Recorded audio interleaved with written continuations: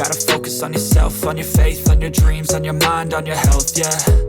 You gotta work, never tell, keep your head down, find what you love and excel, yeah. Push and pull and repel any hate, go create what you want, feel compelled, yeah. Back guys to Wild Ass Farm, come hang out with me. Right now I am trekking down the driveway, one of the driveways, to go and move the cows out on their rotational grazing here at home. We are not sending them to pastures this year because there might be some big changes. Most of the big changes come with the fact that the Amish population in our area is growing, and they can afford land a heck of a lot faster, better, easier than we can. So just trying to get things figured out. Honestly guys, they might be moving. Just gotta get all that figured out. So we're doing a lot of rotational grazing here at home, which I like, mostly because I don't like it when the cows are not home anyway.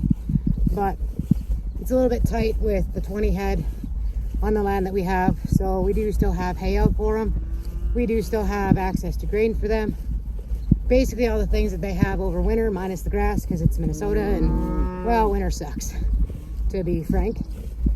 They have access to. So right now I'm just going to open up this other expanse of pasture. I'll flip you around here and show you what they've been working on. They're waiting, not very patiently. So this is what they were on for 2 days. This was the day before.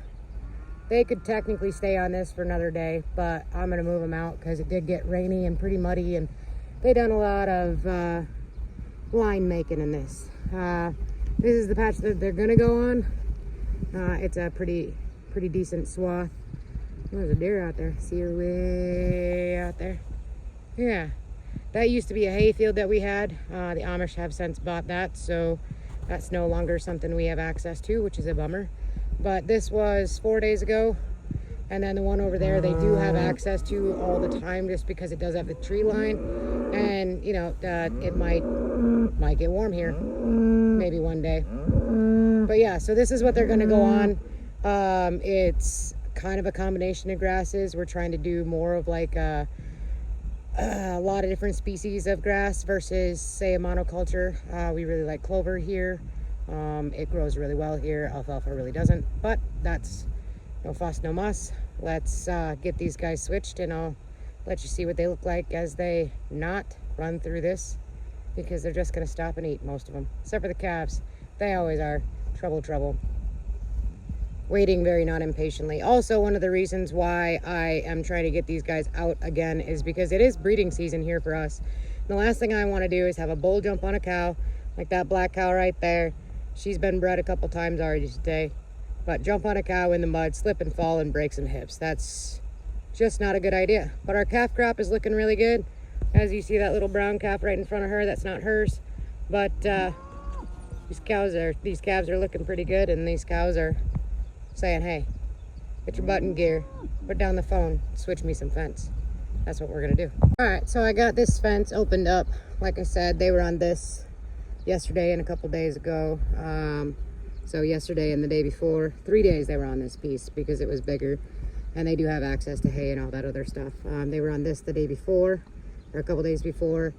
This the day about a week ago, and then this they can always have access to because of the trees. But this is all going to be new ground for them.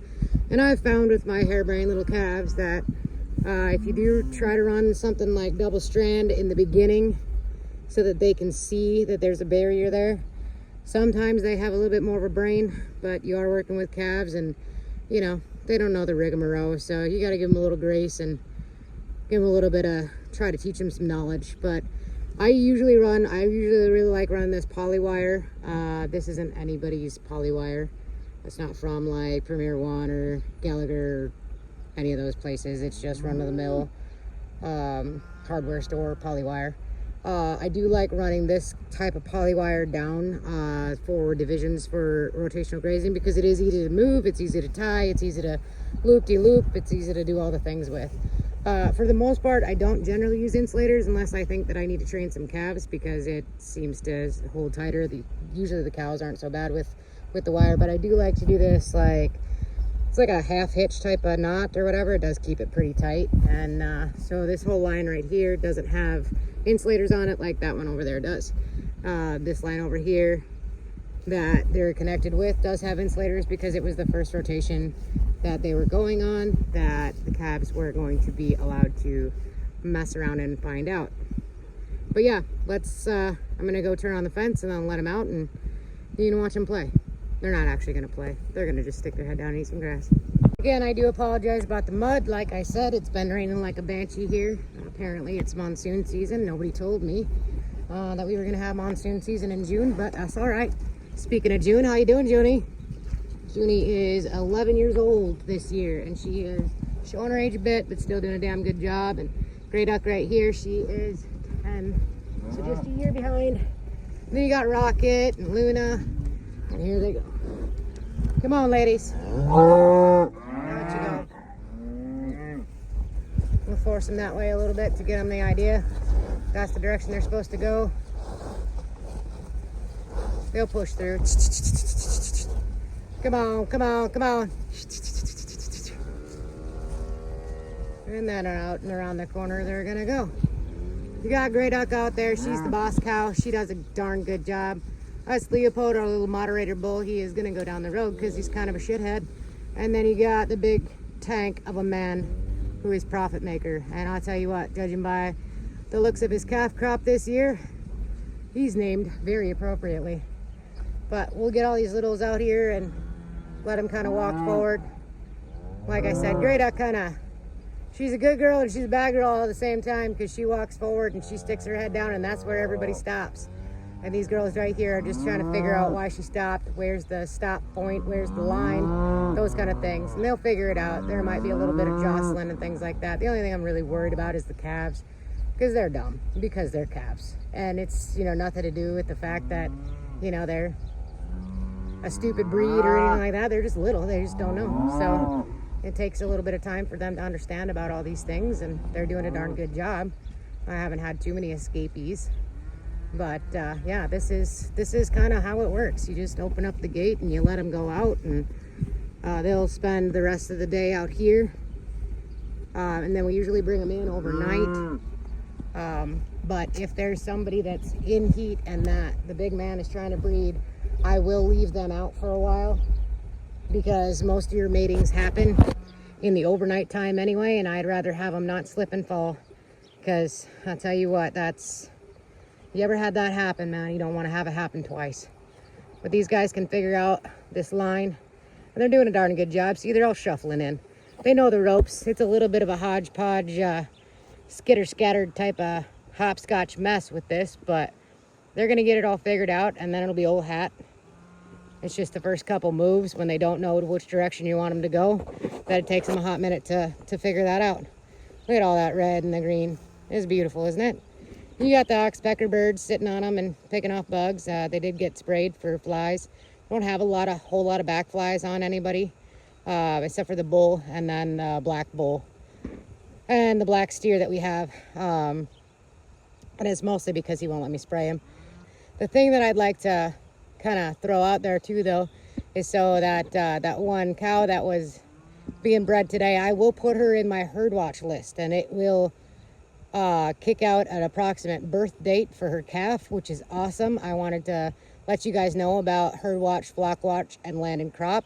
I do map out my rotational grazing so that I can kind of sit there and try to do the right thing as far as grazing goes. Like I said, we're a little bit squished for space this year. We do have about 20 head, and honestly, don't quite have the land for that, but we used to. This spring we did, and then the Amishmen bought up our extra land that we were using for pastures.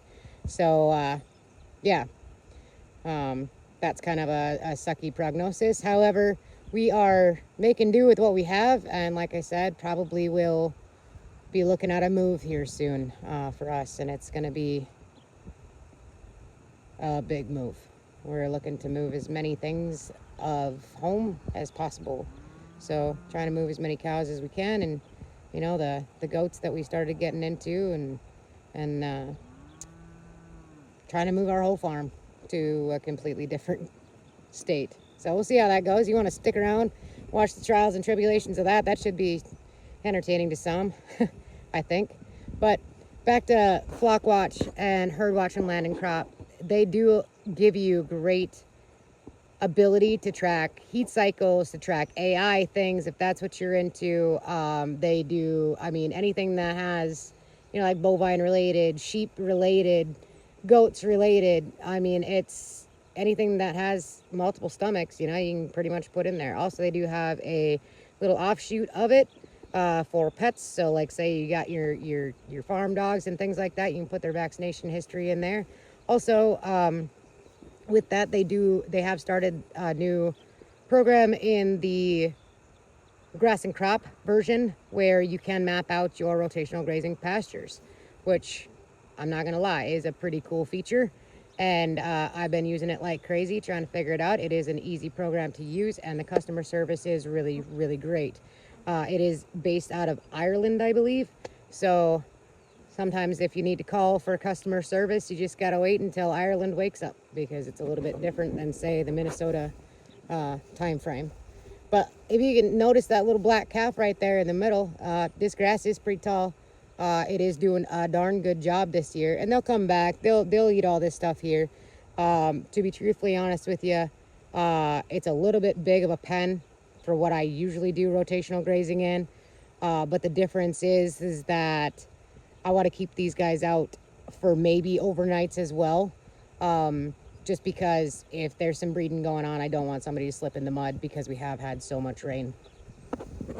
This is going to be a pretty short video. It's just basically rotational grazing, what's up, what's been going on, those kind of things type of video. I am planning on posting a lot more videos in the future. I know I've been lax. It's just been hectic and kind of crazy, and trying to figure out life around here. I do have 2 small kids that I homeschool as well, so they do take precedence over YouTube. But I would like to stress the fact that it is Father's Day today, and I would like to say Happy Father's Day to all the fathers out there. I really do appreciate my husband and all the fatherly things that he does. Also, I know that it's past date, but happy post flag day for anybody. We do come from a military type background family. My husband is a veteran, so we do celebrate those things. Sorry if it offends anybody. That's just what we believe. A little bit more of the down home old school ways around here. But if you like what you see and you would like to see more of us, please hit the subscribe button and then click the little bell, and it'll give you notifications of when our next videos are. Also, if you want to put a comment in the comment section, please be nice to me. I really don't want to have to field all sorts of nasty comments. So, you know, if you don't have anything nice to say, don't say anything at all. But, all right, guys, I'll hit you back in a little while. Hopefully the rain stops and the sun starts coming out and we can get some haying done, because it is definitely haying season and we are behind schedule. So, with that, gotta focus on yourself, on your faith, on your dreams, on your mind, on your health, yeah. You gotta work, never tell, keep your head down, find what you love and excel, yeah.